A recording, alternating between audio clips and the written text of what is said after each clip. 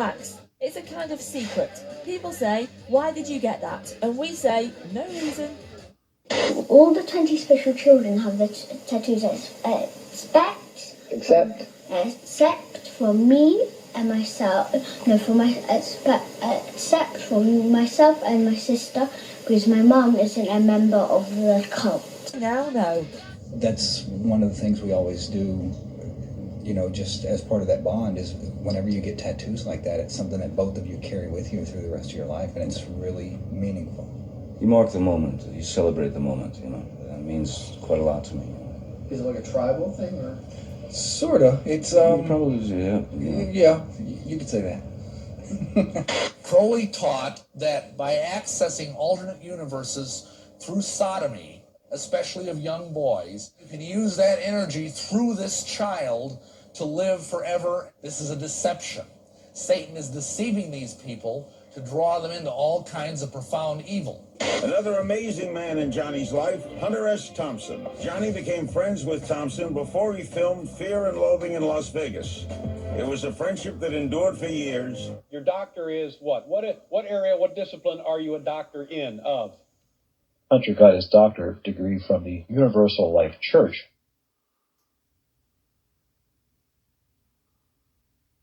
I am going to officiate the wedding myself.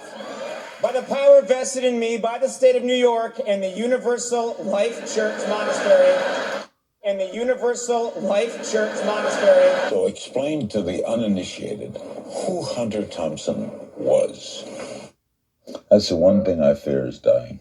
I don't believe I'm going anywhere. You don't? Do not believe in a higher power looking down on me.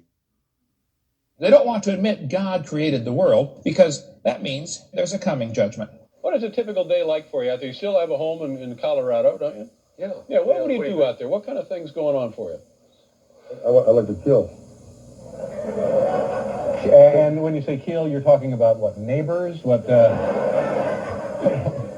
well, you're teasing when you say you like to kill, right? Yeah. No, I'm not teasing. No, I used to like to kill. I was funny because I like to kill. Yeah. I wish I brought the damn gun. Uh-huh.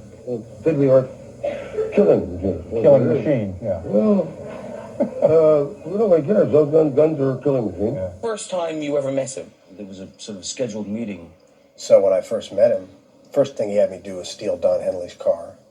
So right off the bat, when I got there, it was Grand Theft Auto. I mean, right off the bat. Then we went there, and he said, do you drink? Do you shoot?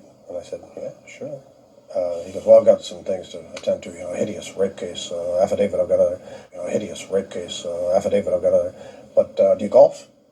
Sure. So he put me out, gave me some whiskey, a shotgun, and if you could blow the golf ball out of the sky, then, that was fair.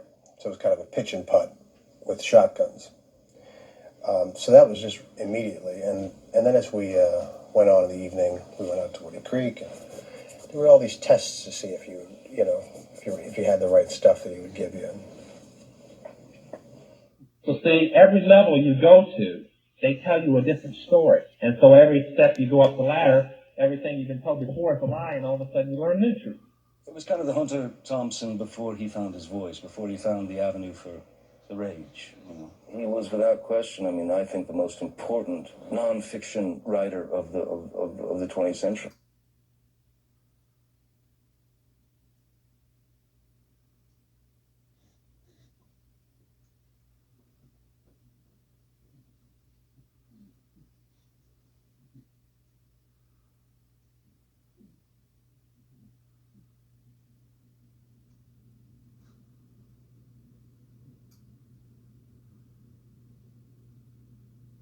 Hunter S. Thompson, a friend of yours. Later in life, just kind of veered off.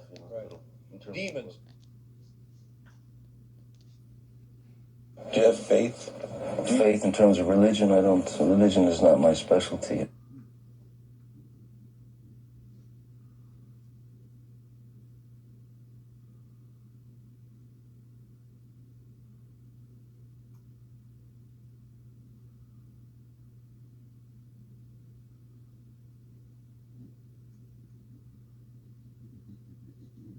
You've reinvented a style of writing, by putting himself into the situation, by living it.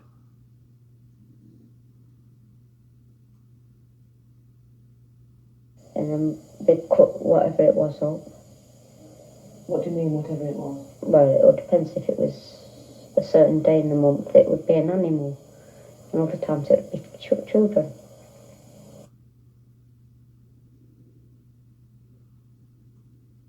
Well, the ritual that I remember the most clearly began about the end of September.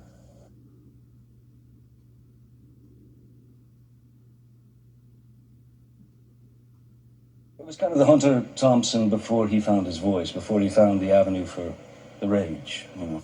When the mid-September through mid-November, they sacrifice babies and nothing but babies because they need the pure blood of the untainted children.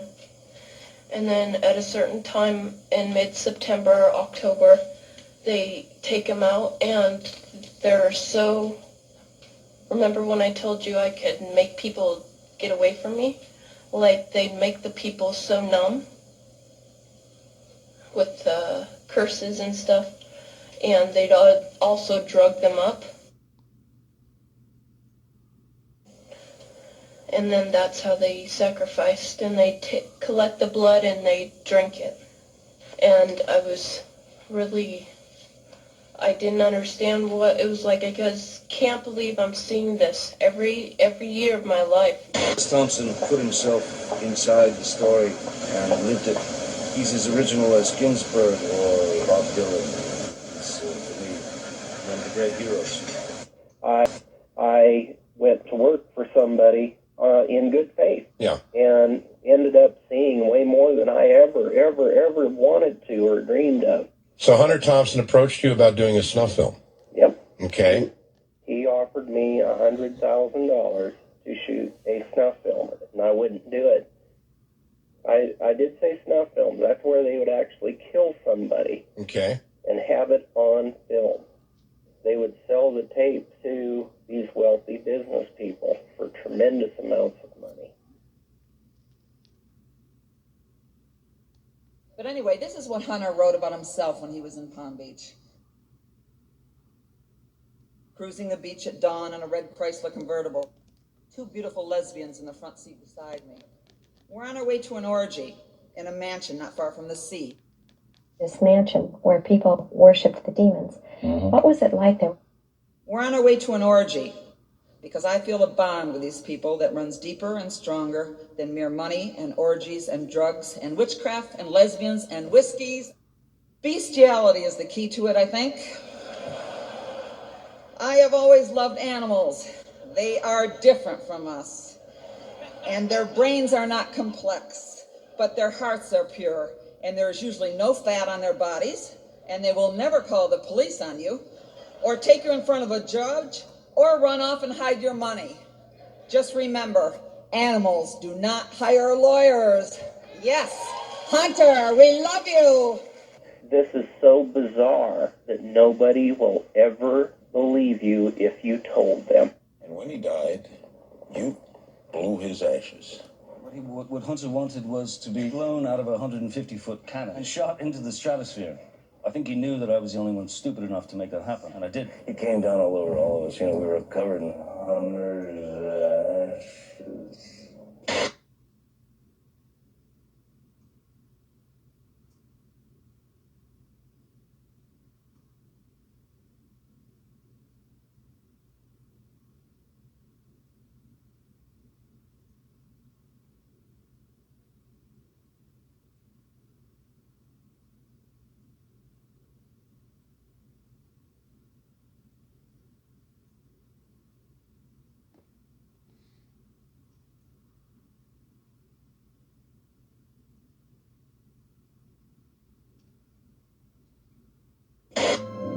What is America to me? Modern America first saw light on a Hollywood screen. It was largely the product of 6 movie studios established in the 1920s and run for over 30 years by a group of Jewish immigrants. They had strikingly similar backgrounds. All of these men who founded Hollywood were born within a 500-mile radius of one another. And all of them wound up roughly within 15 miles of one another in Los Angeles. One could say that the American dream was really born in Eastern Europe.